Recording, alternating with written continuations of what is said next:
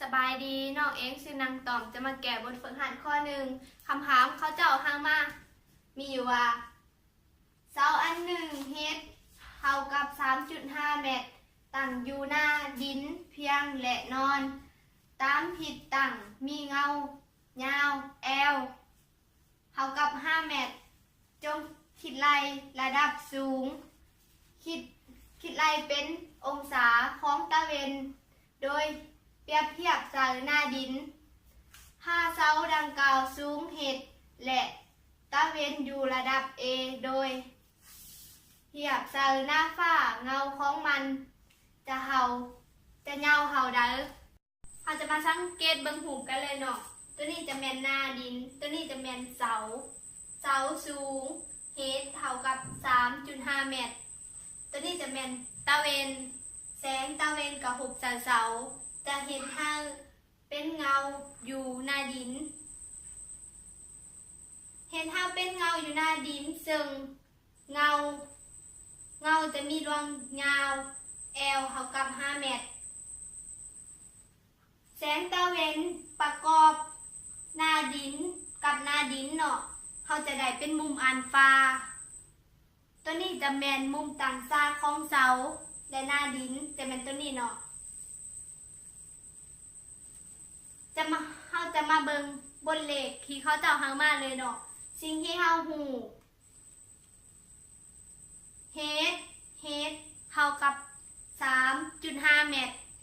L เท่ากับ 5 เมตรเขาจะสอบอัลฟาจะเท่ากับพอดาตามสูตรเลยเนาะตั้งจะเท่ากับซินอัลฟาส่วนทางโกดอัลฟาจะเท่ากับ BC ก็จะแม่นตัวนี้เนาะ BC จะแม่นของซินอัลฟาส่วนทาง AB จะแม่นตัวนี้ AB แม่นของโกดอัลฟาจะเท่ากับเฮดส่วน L เขาจะมาสังเกตเบิ่งว่าตัวนี้เนาะเฮดส่วนทาง L เขาจะได้ 3.5 ซึ่งเขาเจ้าหางมาจะส่วนทาง5เขาเจ้า L เขาเจ้าหางมา5เขาจะเอา 3.5 หาร5เขาจะได้ 0.7 ตั้งอัลฟาจะเท่ากับ 0.7 เท่ากับ 34.99 องศาเทียบเท่า 35 องศาอัลฟาของเฮาจะเท่ากับ 35 องศาเราจะมาส่องหา L ถ้าเสาดังกล่าวสูงเฮดและตะเวนอยู่ระดับอัลฟาโดยเทียบจากหน้าฝ้าเงาของมันจะเงาเท่าใดเราจะมาเบิ่งตะเวนอยู่ในระดับอัลฟาจะประกอบเป็นมุมอัลฟาอีกตัวหนึ่ง